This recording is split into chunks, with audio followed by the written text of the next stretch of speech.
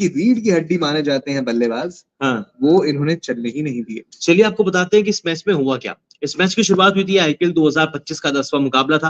वाइजैक के मैदान पे मैच खेला जा रहा है, जहां पर सनराइजर्स हैदराबाद ने टॉस जीता, पहले बल्लेबाजी करने का फैसला किया और टीम पूरे 20 ओवर भी नहीं खेल पाई भाई। मतलब आप टॉस जीत रहे हो, आपने पिच को अच्छे से पढ़ा भी है, आप पिछला मुकाबला भी हार कर आ रहे थे, प्रेशर आपके ऊपर ऑलरेडी था, आप टॉस जीतते हैं, आप पूरे 20 ओवर की बैटिंग भी नहीं कर पाते हैं और आपकी टीम कितने रन बनाती है, केवल 163। जवाब में दिल्ली कैपिटल्स ने मुकाबला यार एक तरफा अंदाज में जीत लिया, मतलब 24 गेंद तेज थी। देखिए, आप ये तो वही सिचुएशन होगी कि भाई सभी बल्लेबाजों को जो है बैटिंग मिली। देखिए, पिछले जो अगर हम मुकाबलों से कंपेयर करें और जो बल्लेबाजी रही है, स्ट्रॉन्ग पॉइंट रहा है हमेशा सनराइजर्स हैदराबाद का, और हमेशा से ही रहा है। और इस सीजन में भी जब सीजन स्टार्ट होने वाला था तभी से ये काफी बज़ था कि जो इतने खतरनाक बल्लेबाज जुड़े हैं सनराइजर्स हैदराबाद के, तो हर मैच जो है वो 200 प्लस का स्कोर रहने वाला है, या 300 भी स्कोर कर सकते हैं। लेकिन बहुत ही बुरी शुरुआत हमने देखा किस तरह से दो बल्लेबाज अभिषेक शर्मा और ट्रेविस हेड के बीच में मिसकम्युनिकेशन हो जाता है और बड़े ही मैं दिखा देता हूँ स्क्रीन पर लोगों को भी। बेकार अभिषेक शर्मा तरीके से आउट हो जाते हैं, रन आउट हो जाते हैं, सिर्फ एक रन पर आउट हो जाते हैं अभिषेक शर्मा। फिर ट्रेविस हेड जो है वो अंडर प्रेशर कहीं ना कहीं कहते हैं कि शेल में चले जाते हैं, ऐसा लगता है। और उसके बाद ईशान किशन अपना विकेट गंवा देते हैं नथिंग शॉट पर, और उसके बाद नीतीश रेड्डी आते हैं, वो भी अपना विकेट गंवा देते हैं। तो ट्रेविस हेड पर वो रन रेट को बनाने का जो है प्रेशर कहीं ना कहीं कह सकते हैं ट्रेविस हेड पर आ जाता है, और वो भी अपना विकेट जो है थ्रो कर देते हैं। तो ऐसी सिचुएशन थी सनराइजर्स हैदराबाद की कि उन्होंने अपने टॉप 4 बल्लेबाज जो है पहले 6 ओवर में ही खो दिए।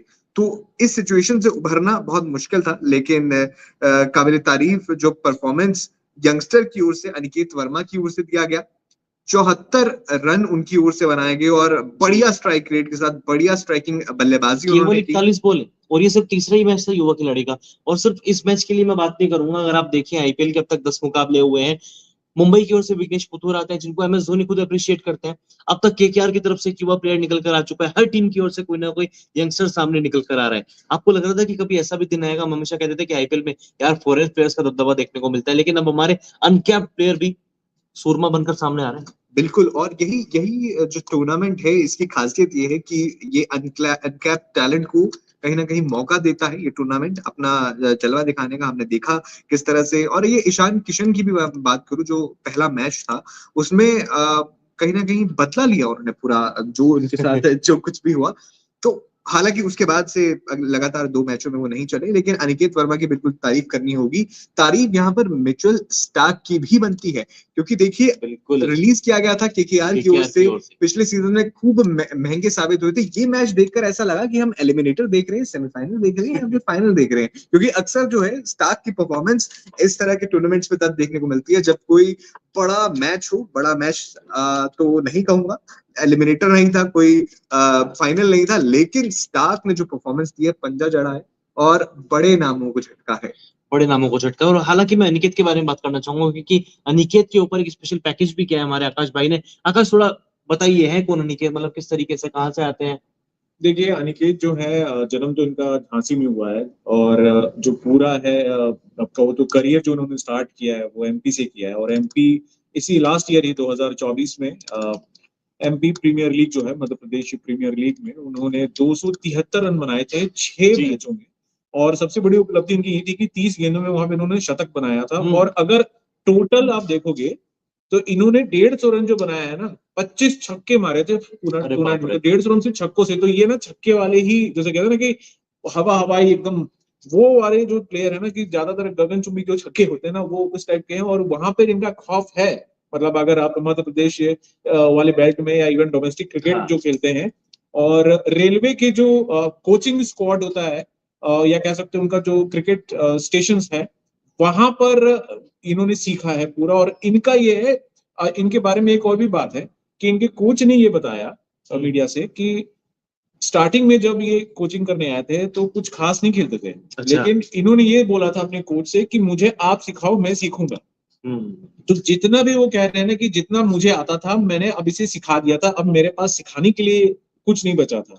और अभी जब इनका सिलेक्शन हुआ जी तो जब मीडिया ने इनसे पूछा कि अब आप आईपीएल में जा रहे हो, तो बहुत ही बढ़िया जवाब दिया। एक लगता है ना कि कोई सीखने वाला है। उन्होंने कहा मैं एक्साइटेड जरूर हूँ, लेकिन मैं फोकस मेरा ये रहेगा कि सारे प्लेयर्स को मैं रीड करूँ, और जब मौका मिले तो मैं एक एक करके मैं सबसे सीखूं भी। एक और इन्होंने कैटेगरी वाइज बताया है कि जिस तरह से कोहली ऑन द राइज खेलते हैं, या रोहित शर्मा का फ्लिक रोहित शॉट शर्मा, है। हाँ। इवन उन्होंने ये भी बोला कि मैं धोनी सर से भी जानना चाहूंगा कि वो कैसे काम रहते हैं, क्योंकि ग्राउंड में काम रहना बहुत टफ होता है। फिर उन्होंने कहा कि बुमराह से भी मैं ये सीखूंगा कि आप बैट्समैन को कैसे लीड करते हो। तो आप ये सोचो कि पूरा स्ट्रेटेजी, एक एक चीज। और इन्होंने इवन हार्दिक पांड्या का जो बैट फ्लो करता है, जिस जी तरह से वो, उसके बारे में भी बात करिए। तो मतलब आप देखो कि एक एनालिस्ट भी कर रहे हैं पूरा एक एक चीज को देखकर कि कैसे ही खेला जा रहा है। अच्छा, अरुण ये कहता है ना कि खरबूजे को देखकर खरबूजा रंग बदलता है।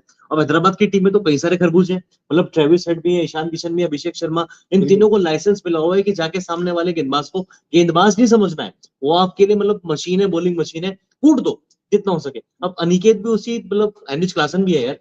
बिल्कुल लाइसेंस टू किल मिला हुआ है। हमने देखा था किस तरह से ईशान किशन जो पहले दूसरी फ्रेंचाइज में थे, लेकिन यहाँ हाँ आकर उन्होंने पूरा तेवर ही बदल दिया। हमने प्रैक्टिस मैचेस में देखा किस तरह से उन्होंने खेला, और फर्स्ट मैच में देखा लगातार जबरदस्त शतक जड़ा, लेकिन उसके बाद से थोड़े ढीले पड़ गए। लेकिन अनिकेत वर्मा जो कि यंगस्टर है, उन्होंने बीड़ा उठाया कि नहीं, टीम को पार पहुंचाना है, और एक कंपेरेटिव टोटल दिया बॉलर्स को, हैदराबाद के बॉलर्स को, कि वो इसको डिफेंड कर सके। और इसी के साथ क्लासन जो थे वो भी लगातार उनके साथ बने रहे। अच्छी साझेदारी थी, लेकिन वो टूट गई और पूरी टीम को है बैटिंग करने का मौका मिला। लेकिन इसमें दाद अखिल भाई यहाँ पर दिल्ली के जो फील्डर्स हैं उनको भी देनी पड़ेगी। देखिए कैचेस विन मैचेस हमने बिल्कुल। सुना था, और ये देखा भी आज किस तरह से टफ कैचेस जो हाफ चांसेस थे वो फील्डर्स की ओर से लिए गए, जिसकी वजह से ये जो डिस्ट्रक्टिव बैटिंग लाइनअप है ये पूरी तरह से उखड़ गई कहीं ना कहीं, और सारे जो है बल्लेबाज पवेलियन की ओर लौट गए। अगर वो कैचेस हाफ चांसेस नहीं लिए जाते तो कहीं ना कहीं मुश्किल दिल्ली के लिए हो हाँ, जाता। सकती थी। हालांकि 164 का टारगेट था और केवल 16 ओवर के अंदर ही टारगेट चेस करके दिखाया। सिर्फ 3 विकेट दिल्ली कैपिटल्स के गिरे। आपकी स्क्रीन पर स्कोर कार्ड भी आप देख रहे हैं। फैफ डु प्लेसिस डीसी के उप कप्तान है, उन्होंने क्या कमाल की बैटिंग की है। 27 गेंदों पे 50 जड़ा। हालांकि जस्ट फैसल में इनके ऊपर एक लगातार था कि यार क्यों रिटेन किया गया, अच्छी बल्लेबाजी नहीं कर रहे हैं, क्योंकि आईपीएल 2024 में एक अलग जग थे। उसके बाद ऑस्ट्रेलिया डेब्यू करने का मौका मिला, टी20 वर्ल्ड कप भी खेले, चैंपियंस ट्रॉफी के स्क्वाड में भी इनका नाम शामिल था। लगातार आउट ऑफ फॉर्म चल रहे थे, लेकिन अब इन्होंने भी दिखा दिया है कि थोड़ा सब्र रखो, मौका दो, मैं अच्छा करके दिखाऊंगा। और हम यंगस्टर्स की बात कर रहे हैं, हमने अनिकेत वर्मा की बात की, लेकिन यंगस्टर एक ओपोनेंट टीम में भी थे। दिल्ली कैपिटल्स के जो डेब्यूटेंट थे जीशान अंसारी, उनकी तरफ से बेहतरीन हैदराबाद नहीं, नहीं, हैदराबाद दिल्ली की वो गेंदबाज थे। हैदराबाद के गेंदबाज थे। अच्छा, वो दिल्ली के रहने वाले हैं। बिल्कुल। और जीशान अंसारी की ओर से बहुत अच्छी गेंदबाजी की गई। हमने देखा पहले ओवर में पिटाई हुई उनकी जरूर, बल्कि लेकिन उन्होंने अच्छा कमबैक